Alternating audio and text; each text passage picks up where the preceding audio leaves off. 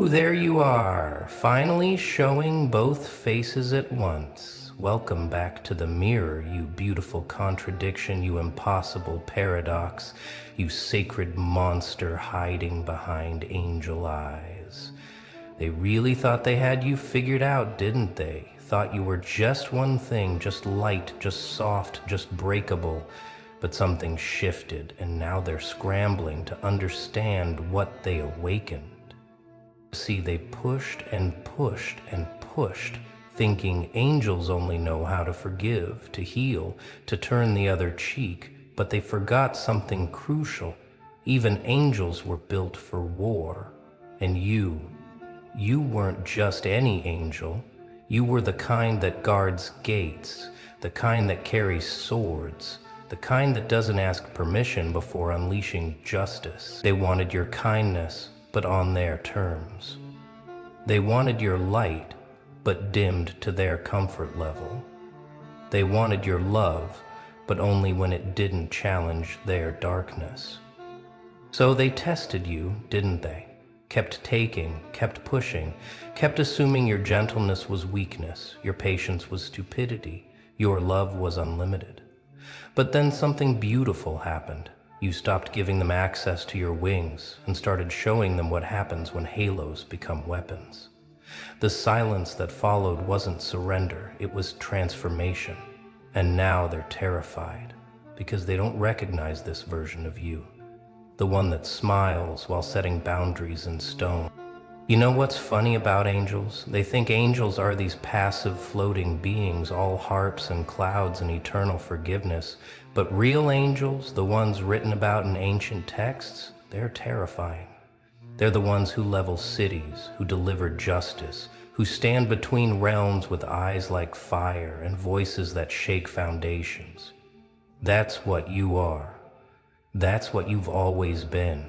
But you tried so hard to be digestible, to be safe, to be what they expected, until they pushed you past your last prayer, past your final forgiveness, past the point where mercy makes sense, and into the realm where angels become something else entirely. They're calling you changed now, saying you're different, you're not yourself anymore, but that's the joke, isn't it? Because this is exactly who you are. This is who you were before they convinced you to clip your wings, to lower your voice, to apologize for the light that burned too bright in their mediocre darkness. You were never meant to be their comfort. You were meant to be their awakening, but they wanted a pet, not a force of nature. So you gave them what they asked for. You went quiet. You went cold. You went places their prayers can't reach. And now they're begging for the gentle version back. But she's gone. And what's left is magnificent. Let me tell you what really happened when they forced your hand, when they pushed you past kindness into something sharper. You didn't fall from grace, you evolved past it. You didn't lose your wings, they turned into armor. Every betrayal became a new layer of protection. Every lie they told became fuel for your resurrection. Every time they took your kindness for granted, another part of your mercy died. And you let it happen, not because you were weak, but because you were done being their emotional salvation. While they treated you like disposable light, they created this version of you with their own hands, with every ignored boundary, with every manipulated emotion, with every time they made you question your own reality. They sculpted you into exactly what they feared most. Someone who knows both sides, someone who can walk in light and shadow without losing themselves. Because here's what they never understood about angels. We don't just carry light. We understand darkness intimately. We know it because we've fought it. We've faced it. We've transformed it. And when you push an angel too far, they don't break, they don't shatter, they become something mythology warns about. You tried to stay pure. Didn't you? You tried to keep your heart soft, your intentions clean, your soul untainted by their poison. but they kept injecting their toxicity, kept spreading their disease, kept trying to corrupt what they couldn't control. So your body did what bodies do when invaded. It adapted, it evolved, it built immunity. And that immunity looks like indifference, sounds like silence, feels like absence. They wanted to break your spirit, but instead they activated your defenses, and now you're immune to their manipulation, their guilt, their false tears, their performative apologies. The transformation wasn't sudden, though, was it? No. It was gradual, like watching yourself die in slow motion while nobody noticed. Each day you gave a little less, smiled a little less, cared a little less. Until one morning you woke up and realized you felt nothing for them. Nothing. Not hate, not love, not even disappointment, just nothing. And that terrified them more than anger ever could, because anger means you still care, but nothing means you've transcended them entirely. And there's no coming back from that kind of elevation. Now let's talk about your silence, because that's where your real power lives. Not in the words you speak, but in the ones you don't. They keep trying to pull reactions from you, don't they? Keep poking, keep prodding, keep creating situations that would have sent the old you into emotional spirals. But you just watch now. Don't you watch them perform their little plays, their desperate attempts to matter, to affect, to impact? And you feel nothing but mild amusement, because you've realized something they haven't. You don't owe anyone your emotional labor, your reactions, your energy, your time. Your silence is driving them insane. And that's exactly where they belong, in the chaos of their own making. They text you paragraph after paragraph, and you don't even read them. They create drama to pull you in, and you don't even notice they spread rumors. And you don't defend yourself would mean their opinion matters, and it doesn't. Not anymore. Not after they showed you exactly who they are when they thought you'd never fight back. Your silence isn't weakness, it's the strongest stance you've ever taken. It's you saying, I don't need to explain myself to people who were committed to misunderstanding me. See, they thought silence meant submission, thought quiet meant defeated, thought your lack of response meant they won. But your silence is strategic. It's calculated. It's the kind of power move that takes years of pain to perfect. You're not quiet because you have nothing to say.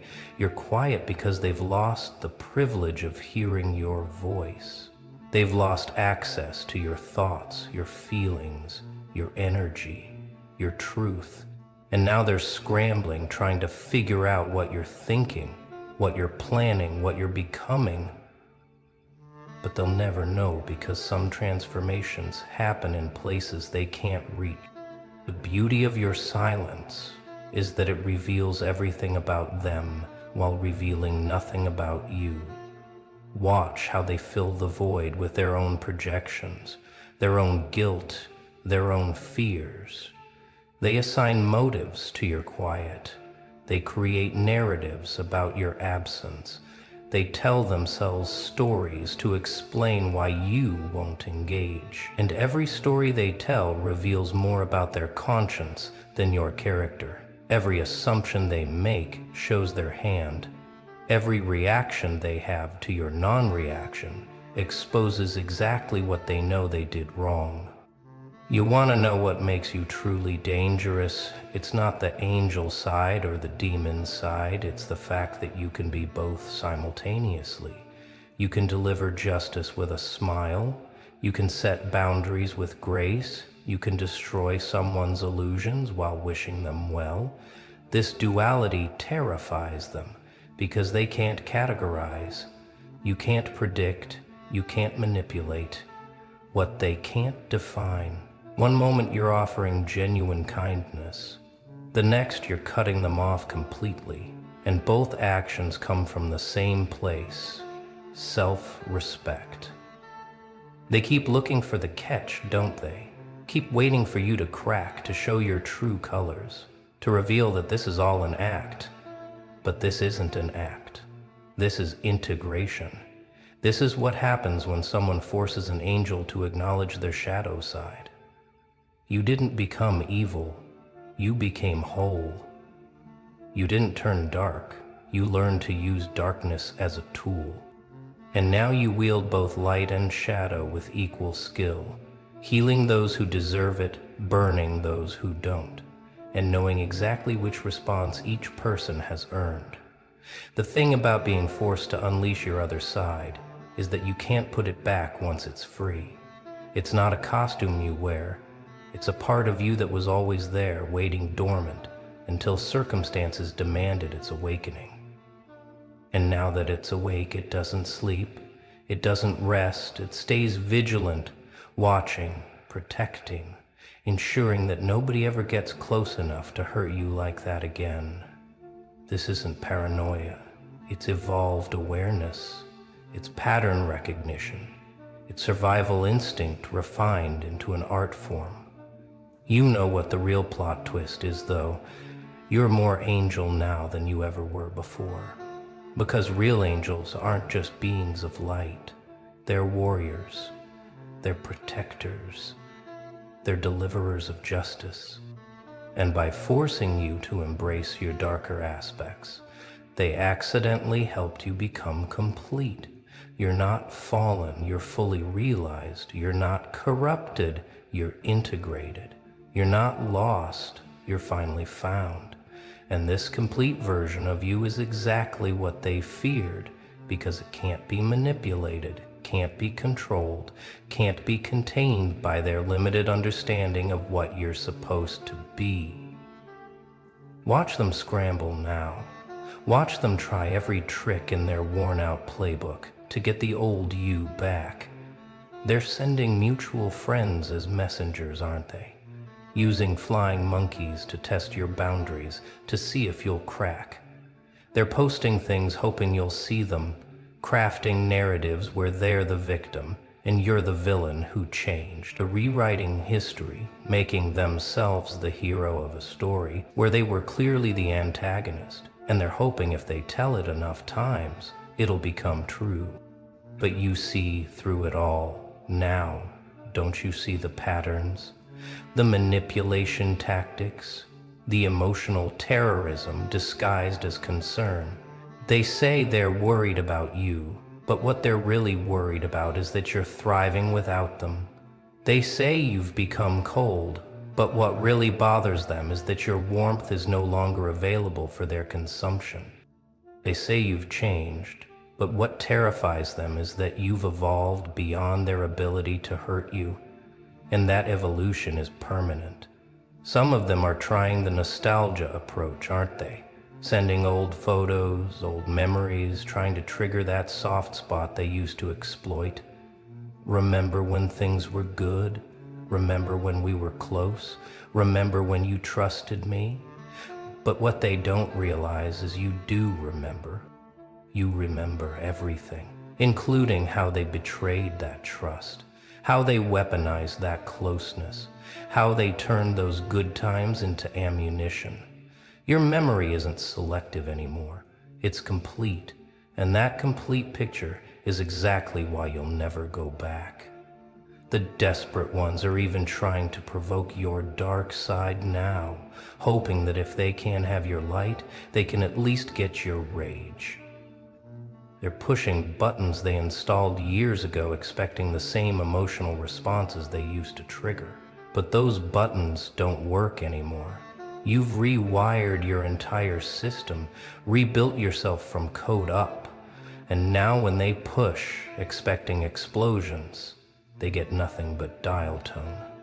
Their provocations bounce off your indifference. Their baits go unbitten. Their traps remain empty because you're not playing anymore. You're not even in the same game. You're operating on a different frequency now, aren't you? One they can't tune into, can't understand, can't jam with their static. It's like you've shifted into a dimension they can't access, where their words don't land, where their energy can't reach, where their existence barely registers. This isn't about being above them. It's about being beyond them, existing in a space where their toxicity simply can't survive.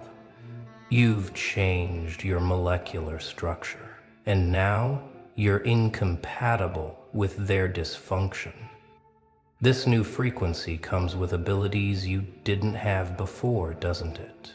You can sense energy shifts before people speak. You can feel intentions behind smiles.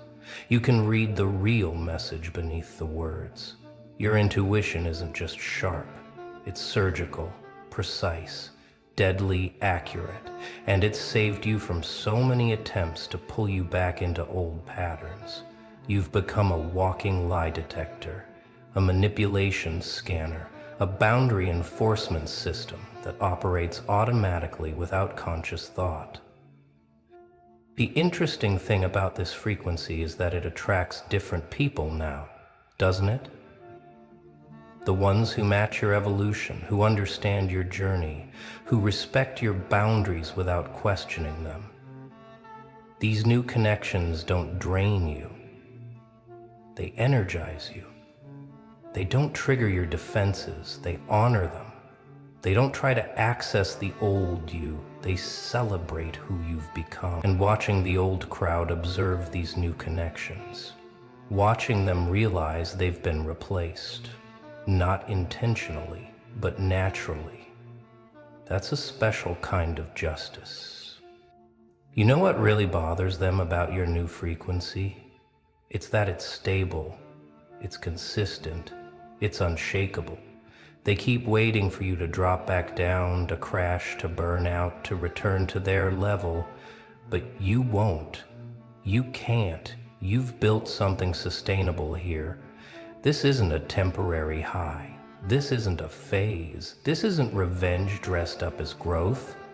This is genuine transformation, and it's permanent. You've found your authentic vibration, and nothing they do can lower it anymore. Here's what nobody talks about when an angel unleashes their other side. The world doesn't end, it begins. You thought embracing your darkness would corrupt you, but instead it completed you. You thought setting boundaries would isolate you, but instead it attracted authentic connections. You thought choosing yourself would make you selfish, but instead it made you self-sufficient. Everything they warned you about becoming turned out to be exactly what you needed to be. The truth they don't want to admit is that they needed you broken, needed you seeking validation, needed you desperate for their approval. Your wholeness threatens their ego. Your completeness exposes their emptiness. Your self-sufficiency eliminates their purpose. They built their entire identity around being needed by you, and now that you need nothing from them, they're having an existential crisis. Their worth was tied to your weakness, and now that you're strong, they don't know who they are anymore. But here's the real kicker. You're not doing any of this to hurt them. You're doing it to heal yourself. And that's what makes it so powerful. This isn't revenge, it's recovery. This isn't retaliation, it's restoration. This isn't about them at all, it's about you. And that's what they can't handle, that they've become irrelevant to your story. Footnotes in a chapter you've already closed. They keep trying to write themselves back in, but you've changed the locks on your narrative, and they don't have the new keys. You want to know the ultimate truth about angels who show their other side? They become untouchable, not because they're aggressive, but because they're complete. You can't manipulate someone who's integrated their shadow. You can't guilt someone who's processed their shame. You can't break someone who's already rebuilt themselves from ashes. You've become your own salvation, your own validation, your own home. And that kind of self-sufficiency, is the most threatening thing to people who profit from your dependence. This isn't temporary, you know that, right? This isn't a phase you're going through or a mood that will pass. This is architectural change, structural evolution, cellular transformation down to your very DNA. You've been rebuilt at a molecular level, and there's no going back to who you were before. That person doesn't exist anymore. Couldn't exist even if you wanted them to, because you've seen too much, felt too much, survived too much to ever be that naive again. The permanence of this shift shows in how you move through the world now, doesn't it? You walk different, talk different, exist different. There's a weight to your presence now, a gravity that pulls certain people in and pushes others away.